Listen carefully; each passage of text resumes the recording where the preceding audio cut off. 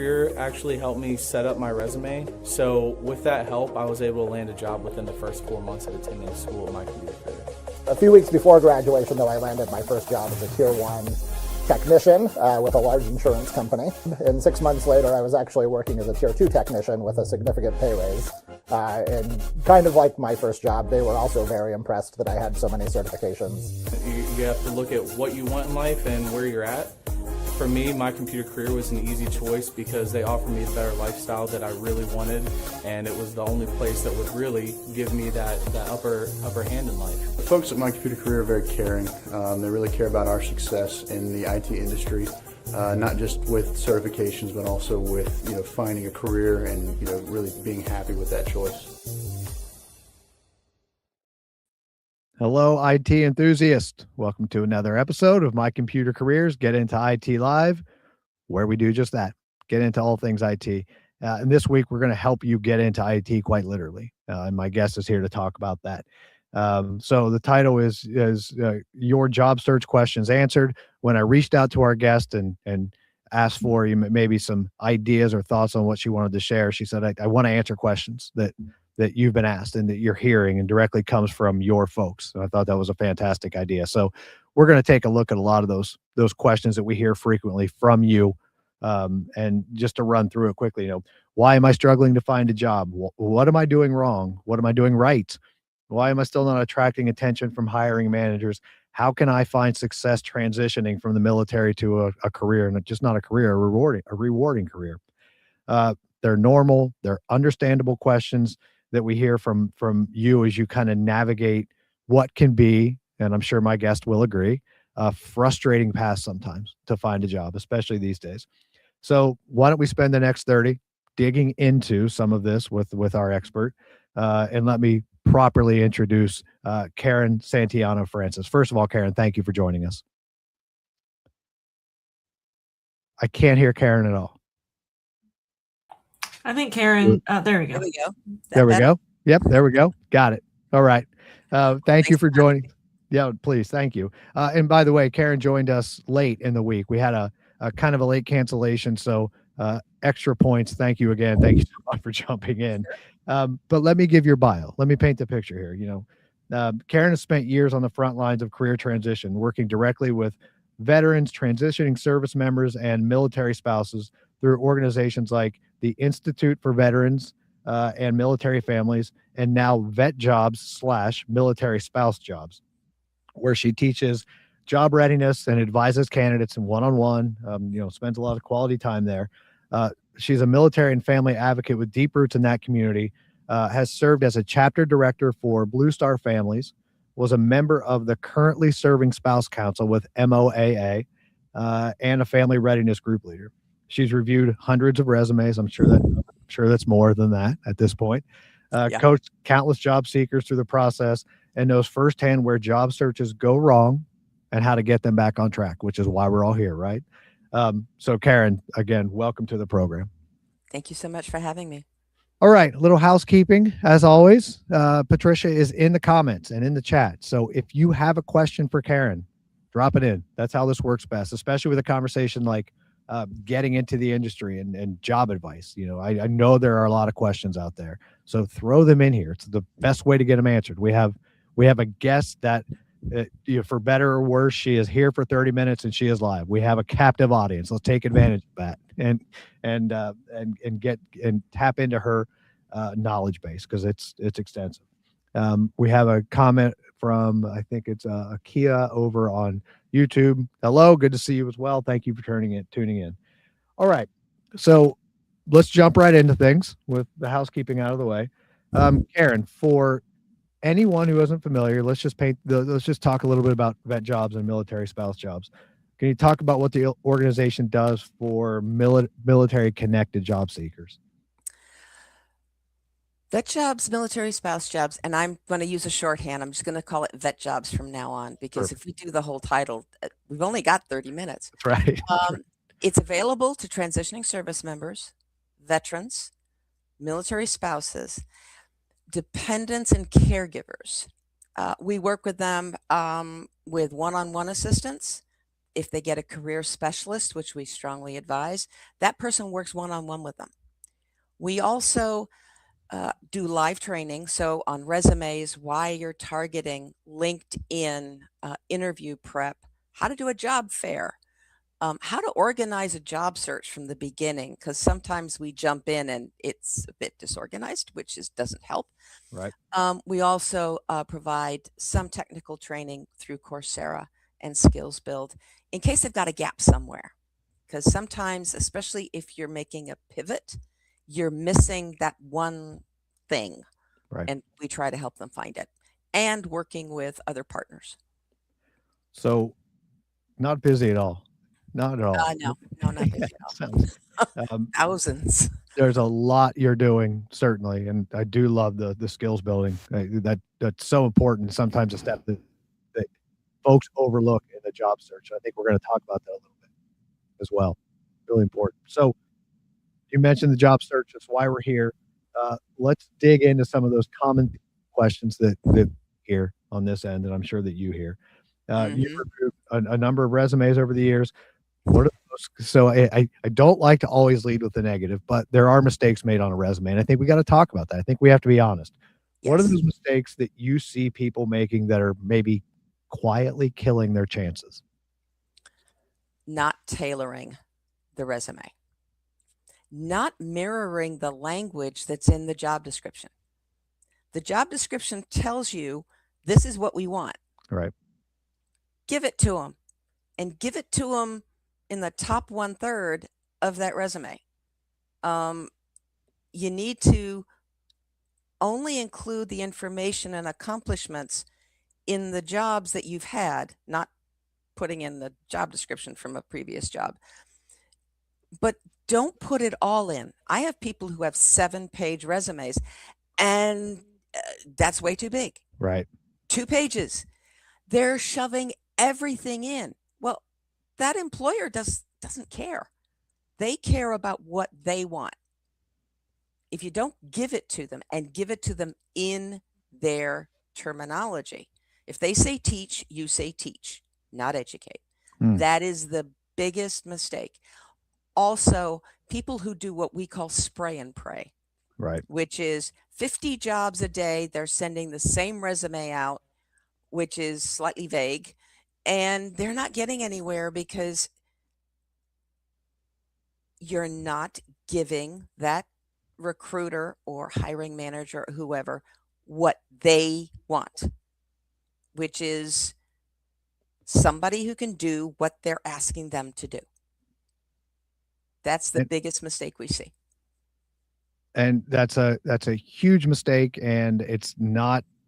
That answer makes a lot of sense, and we've heard it frequently, folks. I mean, take that to heart.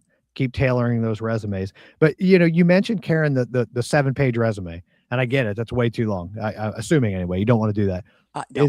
It might be a loaded question. I know it's on our list here, but is there an ideal length for a resume?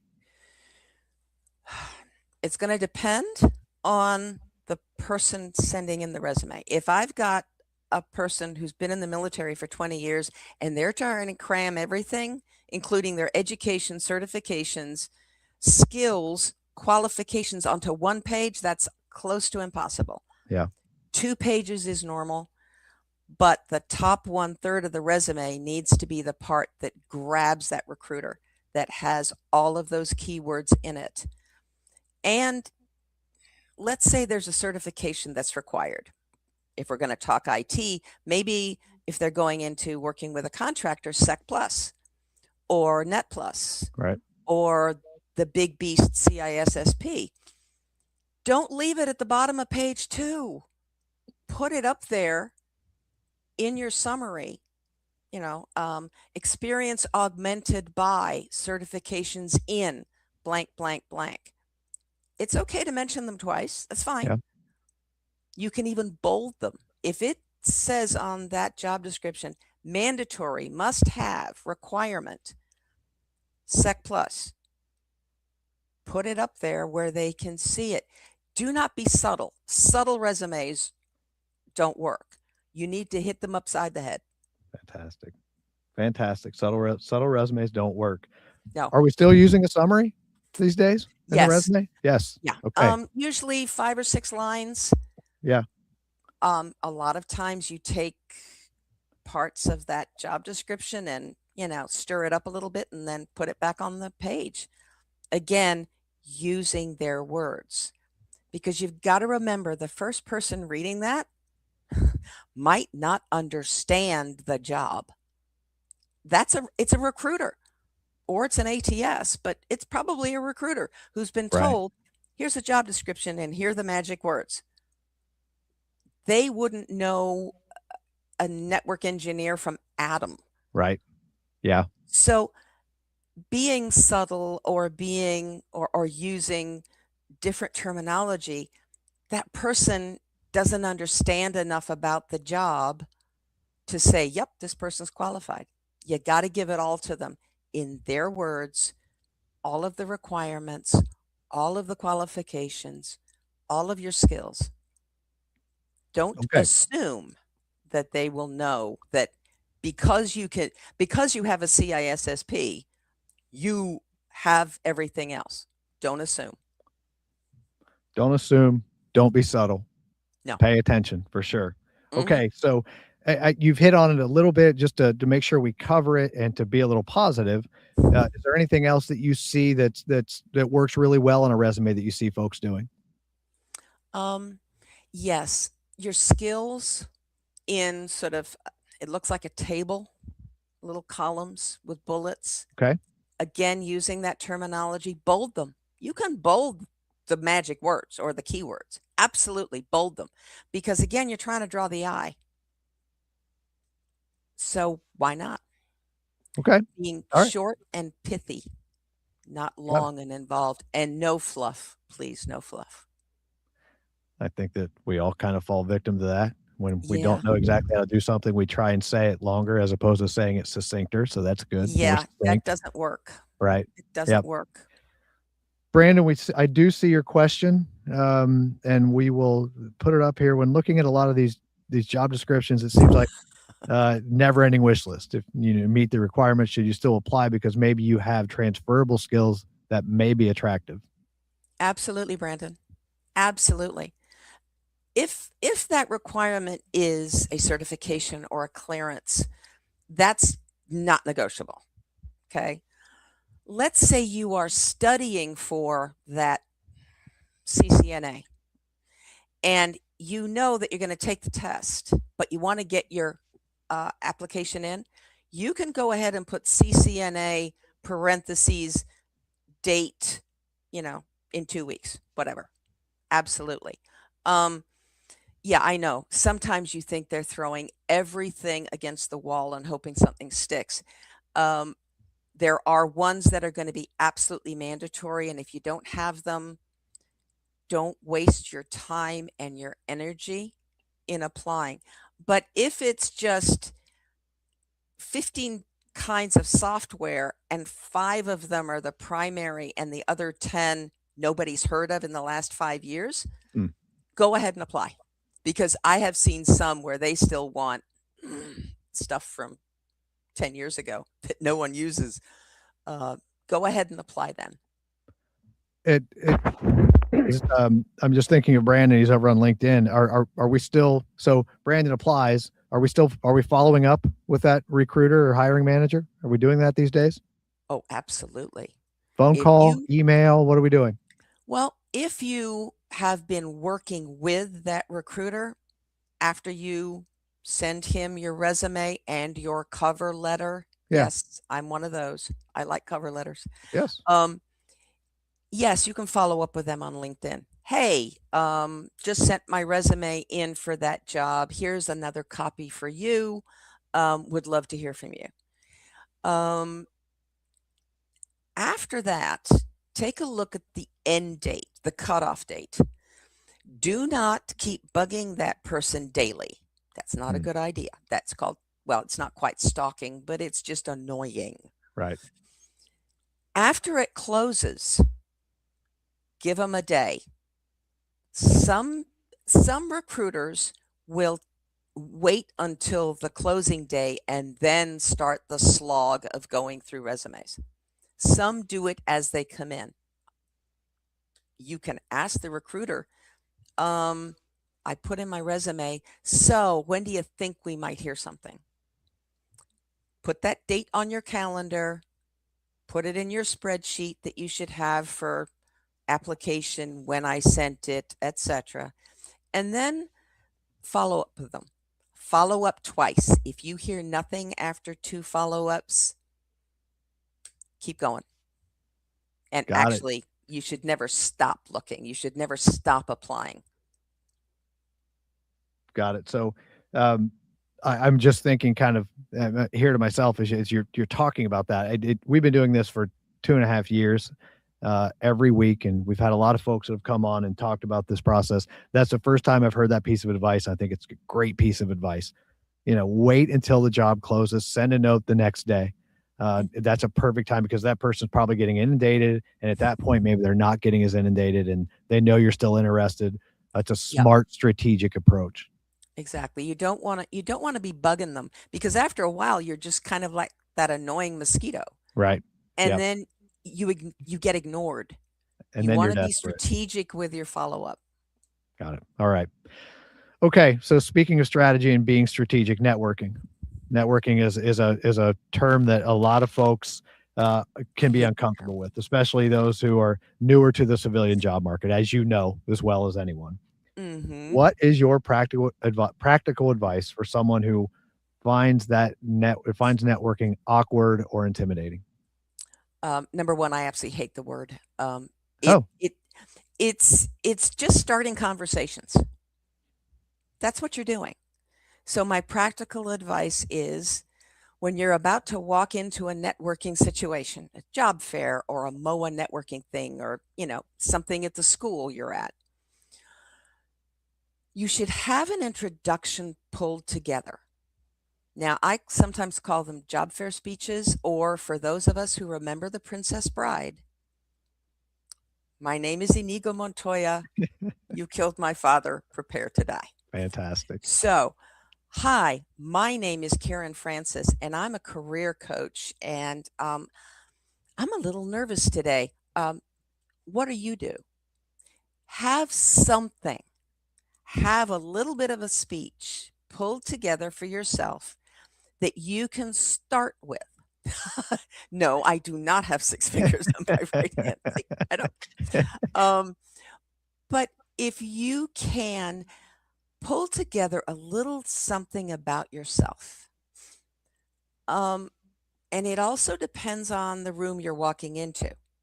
If you're walking into an IT room, you're going to talk about IT, right? If you're walking into a military networking, you can talk a little bit about what you did. What was your service? If you're a military spouse, hi, I'm a mil spouse. I've been, we've relocated 4 times. What's your record? Something that breaks the ice. And please remember this. You will probably put your foot in your mouth at least once. That's okay. Everybody does it. And remember that everybody else in that room is probably about as nervous as you are. Mm. So take a deep breath, have your speech ready, walk in and do it. After the first time, it's going to be easier. That first time really, sucks. And I'm guessing that's why it makes sense to have as many of those conversations as possible so that you can fail up. Oh, absolutely. Got it. Absolutely. Yeah. Try not to find that one person that you really click with and the two of you then go off in a corner. Yeah. That's not networking. You need to go from one to another group. You never know who in that room is going to help you get that job, because 70% of jobs are found by people networking. Yeah. Excellent advice. And also, for you folks who don't like having conversations, that it can be scary, but you have to do it. You have to do it. So we talked about, when we led this off, about the job search can be disheartening, and we certainly understand that. I've heard it. You've heard it many more times than I have. So let's talk about when that search stalls. There are a lot of eager candidates that maybe feel like they've been just sending resumes into the void for months. What's the first thing you tell folks to review or to think about in that situation? Changing up what you're doing. If what you've been doing is sending resumes in and not making any connections with a recruiter at that place or somebody who works at that company, try that. Try reaching Okay. out. LinkedIn's great for that. Maybe you know somebody. Maybe somebody that you used to work with or serve with is at that company. Reach out. Also, sometimes, especially if you've been head down in job search and school and everything else, sounds counterintuitive. Take a break. Walk away for a day. Turn off the computer. Now, I'm not saying don't answer the phone if it rings, Right, right. or if you get an email saying, hey, we really want to talk to you, then of course respond. But get away from sitting in front of this computer all day long. Take a break and then shake up the resume. Maybe come to vet jobs, military spouse jobs, or any of the other groups that are there to help you.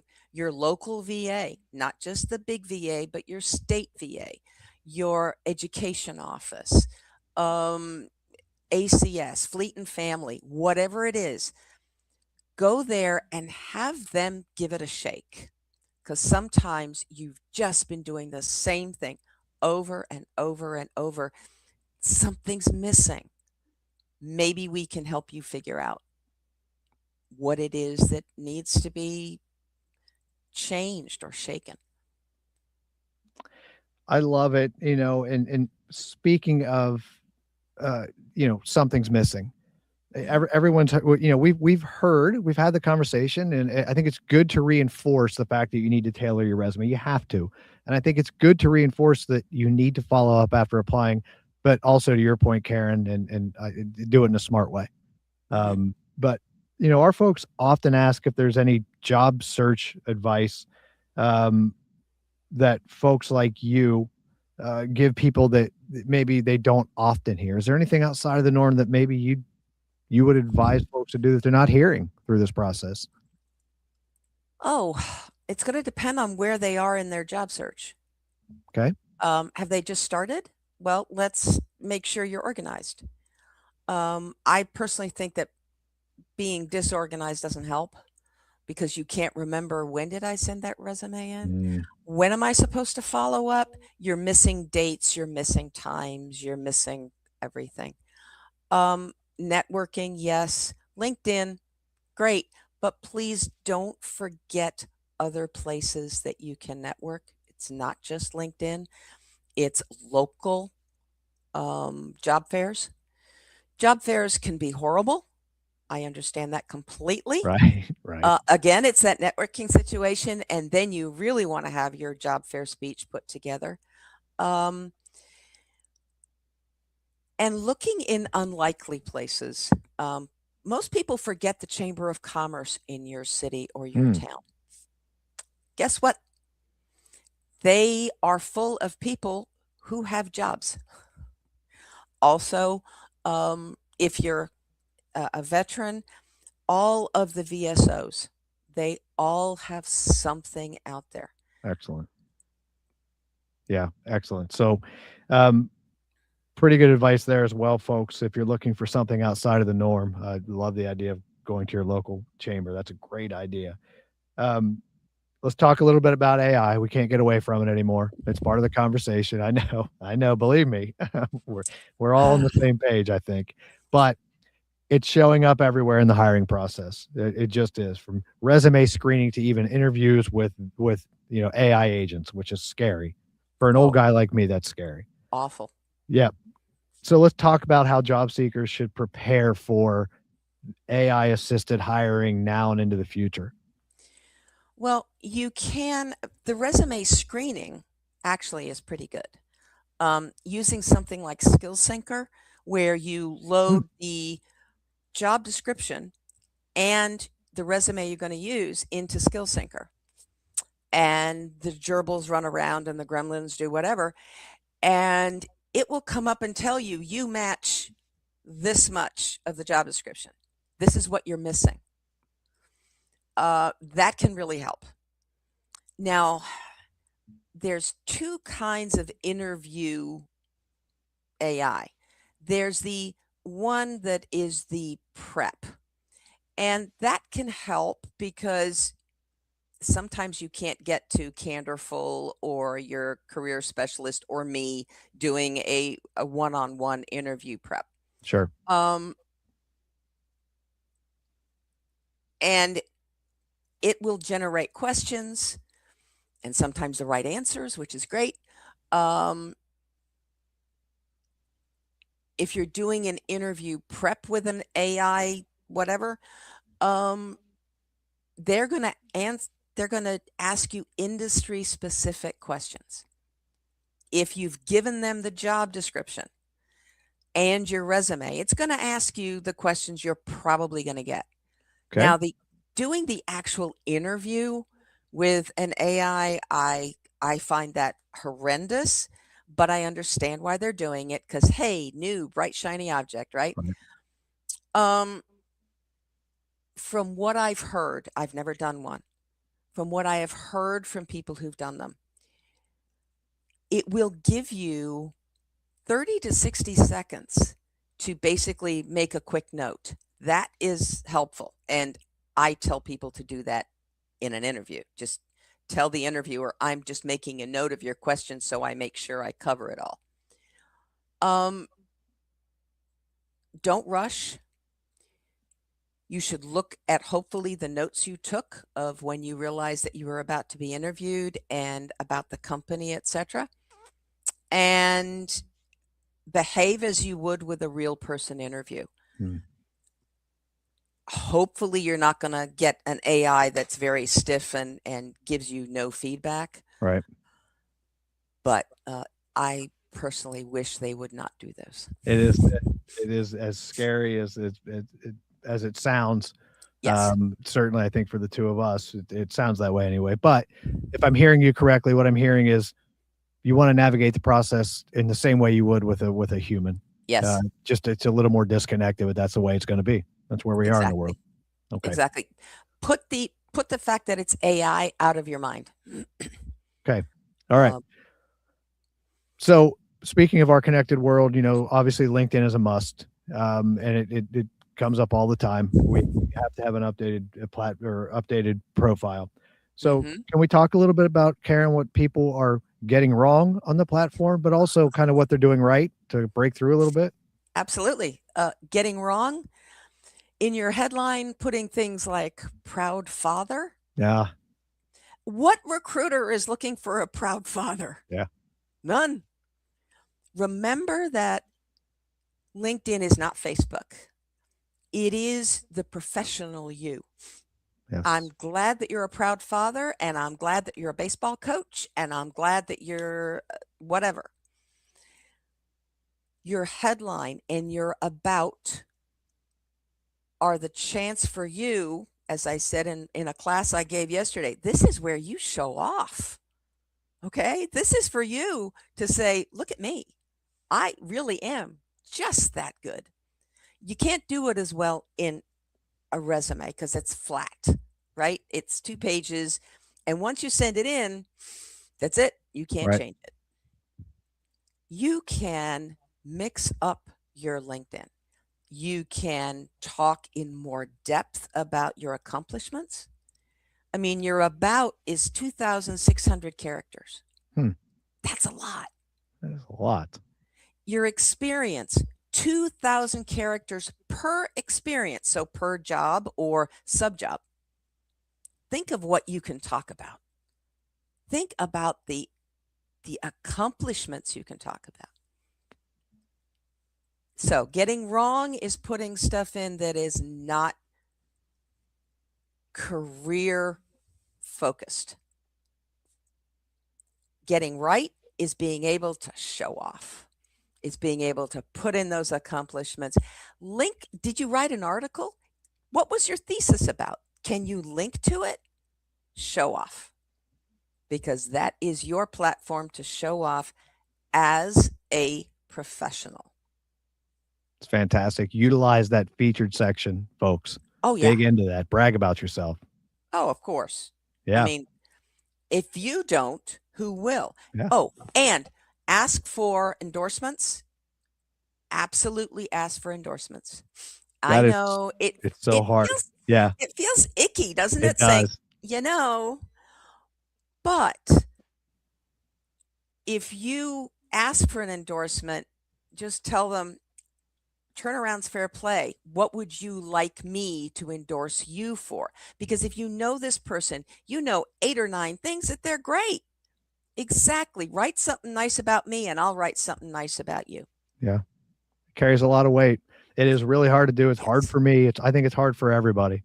It is. But you see it everywhere. And when recruiters see that, to your point, Karen, it could make a difference in whether or not you move along. So I think that's Exactly. excellent. Okay. I'd be remiss if we didn't talk about military folks and veterans in particular. So let's just go down to second to last question here beyond the resume.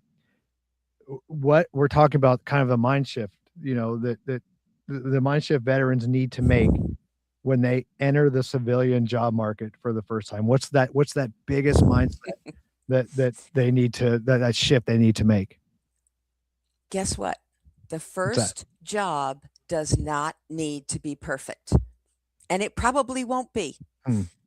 You do not need to find the absolute, oh my goodness, so perfect, I'm going to stay and do it for 20 years. You already did that. Now, when you get out, a lot, especially if you've been in for a longer time, if you've done one tour and you get out, you're not quite in that mold of 20 years and I've done and I've done. That first job can often be what we call a bridge job. Mm. It's a bridge to what you really want to do. Maybe you got out and you went right back into contractor land doing what you were doing before. And you realize after 6 months, I really don't want to do this anymore because suddenly the world's opened up and you've seen all these other things that you could do. Or if you got out and did a 180 pivot and you're starting a new career, well, maybe that first job really isn't exactly perfect. And the first time I remember saying this to a client, I said, you can leave, right? And he sort of looked at me like I'd grown another head or something. He said, yeah, I can leave. I said, yes, you can leave. Because he had gotten a job that he thought was going to be perfect and it wasn't. And he was trying to figure out, should he leave or, how bad would it be if he left? I said, everybody who hires military realizes that first job is often not the perfect one. So don't worry if after 6 months you say, I want out. That is, I think, the biggest mindset difference that I've seen. So I'm so glad we got to go through that question. I got to talk about it a little bit because it's important and equally as important. I think and I'll get you out of here on this. I'm just wondering, since we have an expert like you here, can you just talk about one thing that you wish maybe every job seeker knew before they started their search? Is there one thing that maybe you're thinking about that maybe we haven't talked about, or maybe we have talked about and you want to reiterate? What's that one thing? Job search is a marathon. It is not a sprint. I hate that saying, but it's true. Mm. And please reach out. Do not sit there and go, I can do this all by myself. You probably can, but it's not going to be easy. I'm not saying that we will make it or any other career person or group is going to make it simple. Sure. We can help. Sometimes you need someone with a different set of eyes to look at your resume and go, did you realize that you've been misspelling manager for the past 2 months? Manger. I've seen way too many program mangers. Oh boy. But it's also giving you a different perspective. I was talking to someone the other day who's been trying to get this kind of job. And I said, with your experience, have you looked at doing this?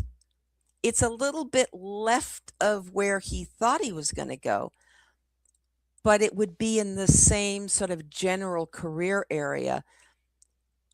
He was lucky he didn't need a big paycheck. It would be a smaller paycheck, but it would get his foot in the door. I said, have you thought about doing that? And then working up to the big thing that you want. Because sometimes putting those blinders on and saying, I will not accept anything except this, means you're going to have a harder time. So reach out and find somebody to work with. And if you're a veteran, please don't pay for it. There are so many groups that are out here, ours and others, that are at no cost to you. Please do not pay someone to write you a resume. So speaking of groups to work with, how do folks work with vet jobs, Karen? They go to our website and they will roll down and you'll see a place that says job seeker. Click on that. Okay. Register. Requirements. Requirements. Yeah. Be a veteran, Yeah. Okay. Sorry. Go ahead. military spouse, dependent caregiver, or transitioning military. That's the requirements. We will ask for some information. That's, vetjobs.org or militaryspoussejobs.org. Okay. And just a little plug, we are officially partnered with Vet Jobs. And we'll be moving forward. So that's exciting for us, certainly. So tap into that resource. It's an excellent resource. And obviously, Karen and the full team are resources as well. So, Karen, this has been a fascinating 37 now minutes. We covered a lot of ground that I don't know that we've covered before. And I think we've reinforced some concepts and ideas that are really important for all of those folks that are in this process and maybe banging their head against the wall or they're so close to breaking through. And my hope and my thought in doing this is we are the conversation that maybe helps that person break through. And I hope so. That's the goal of spending a few minutes together every Friday. So I appreciate the time. I would certainly welcome you back and would love to have you back at any point. Anytime you want me, let me know. Thank you. Thank you so much. For folks, for everyone that tuned in, and I saw that there were a lot of you, thank you. If you have any questions, obviously we've shared Vet Jobs. You know where to find us, and Karen's on LinkedIn. We shared Karen's LinkedIn as well. So check all of those resources out. Most importantly, have a fantastic weekend. Give yourself some grace in that job search. You're going to find the one that's right for you. All right. We will see you here, same time, same place next week. And Karen, if you don't mind hanging for just a sec. Sure. All right. Thanks, everyone.